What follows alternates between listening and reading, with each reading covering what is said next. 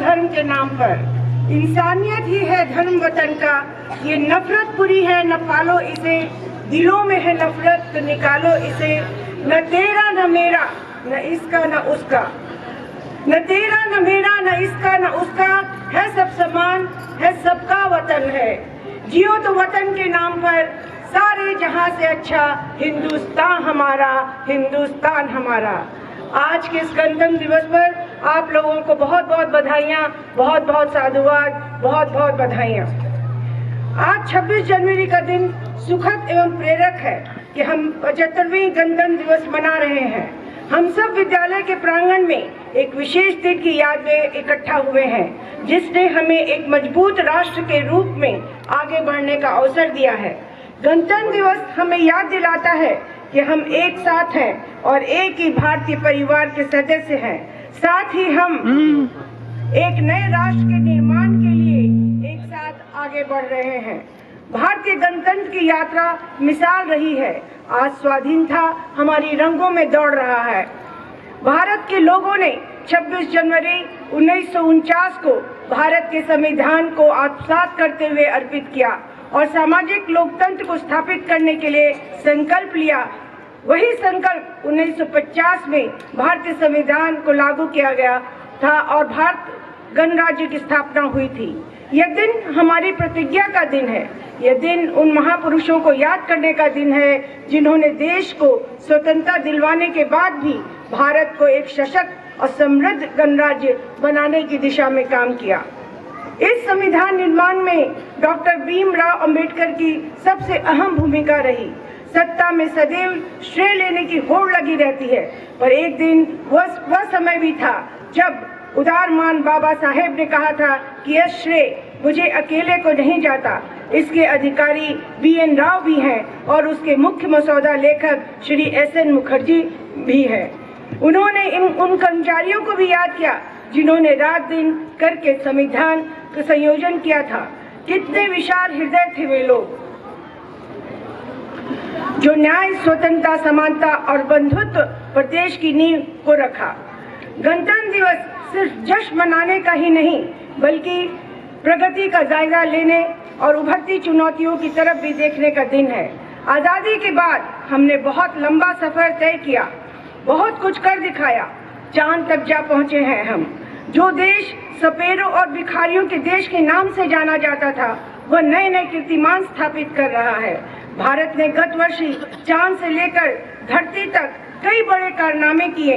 साथ ही भारत ने पूरी दुनिया में अपने नेतृत्व की क्षमता का भी लोहा मनवाया है।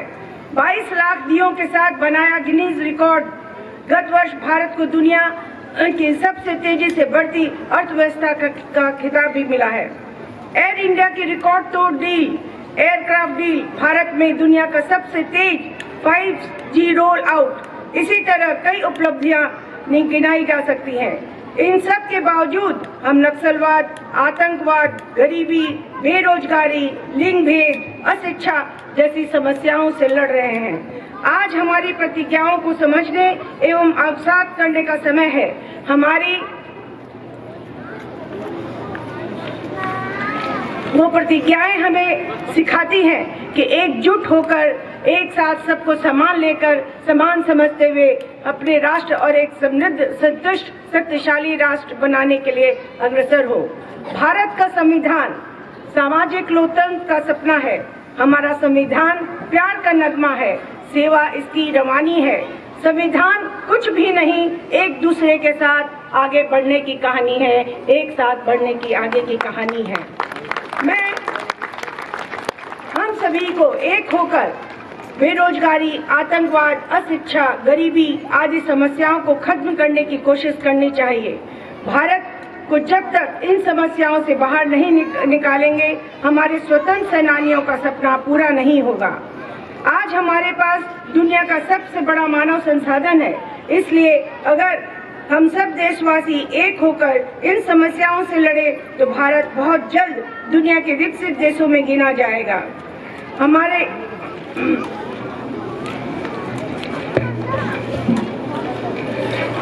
मित्रों, हमारा विद्यालय अपने 34वें वर्ष में प्रवेश कर रहा है। हम गुणवत्तापूर्ण शिक्षा देकर समाज के प्रति अपने दायित्वों को बेहतर निर्वहन कर रहे हैं। विगत सत्र में हमने इस जिले को 3 टॉपर्स दिए, जिसमें सम्यक जैन 98%, मान्यता राज 97.4% तथा वंशिता छाबड़ा 96% का नाम है। हम केवल एकेडमिक ही नहीं बल्कि सभी क्षेत्रों में बेहतर कर रहे हैं, चाहे वो कबड्डी हो या लगोरी, चाहे ताइक्वांडो हो या गतका। हमने सर्वश्रेष्ठ प्रदर्शन करते हुए नेशनल तक अपने बच्चों को खेलने के लिए भेजा है। हमारे छात्र किसी भी क्षेत्र में हमें निराश नहीं कर रहे। अभी हाल ही में सहोदया के बैनर तले संपन्न हुई अंग्रेजी वाद विवाद प्रतियोगिता में हमारे विद्यालय की बेटी सब पर भारी रही। मैं इस मंच से आप सबको विश्वास दिलाती हूँ कि हम हमेशा आपको लीड से हटकर दिखाई देंगे। बस कदम से कदम मिलाकर आपको भी चलना होगा। हम सबको ये प्रतिज्ञा करनी होगी कि हमें भी अपने कर्तव्यों का पालन करते हुए आने वाली पीढ़ियों के लिए बेहतर भविष्य बनाना होगा। भारत देश को एक मजबूत राष्ट्र बनाएंगे। हम सब मिलकर सशक्त भारत का निर्माण करेंगे। सभी नागरिकों को संविधान के प्रति सजग करेंगे और सबको समान रूप से जीने का अवसर प्रदान करेंगे। हमें अपने सामाजिक मुद्दों जैसे गरीबी, बेरोजगारी, अशिक्षा, ग्लोबल वार्मिंग, असमानता आदि के बारे में जागरूक होना चाहिए, ताकि भारत का अंतिम व्यक्ति भी समानता और सम्मान के साथ सर उठाकर जी सके। आज मैं ये कहना चाहूंगी कि बहुत ही सुदृढ़ और विजन से भरपूर प्रधानाध्यापक आप लोगों के बीच में है और मुझे पूरा विश्वास है कि जो हमारी टीचर्स की टीम है और हमारे प्रधान अध्यापक शैलेंद्र जी के नेतृत्व में स्कूल और भी ऊंची ऊंचाइयों को छुएगा और एक विशाल कायम करेगा। अंत में अपने वक्तव्य को मैं इन पंक्तियों से संपन्न करना चाहूंगी। हे वंदनीय भारत, अभिनंदनीय भारत, हे न्याय बंधु निर्भय निबंधनीय भारत, मम प्रेम पाणी पल्लव अलंबनीय भारत, मेरा ममत्व सारा तुझमें समा रहा है। भारत हमारा कैसा सुंदर सुहा रहा है, कैसा सुंदर सहा रहा है। जय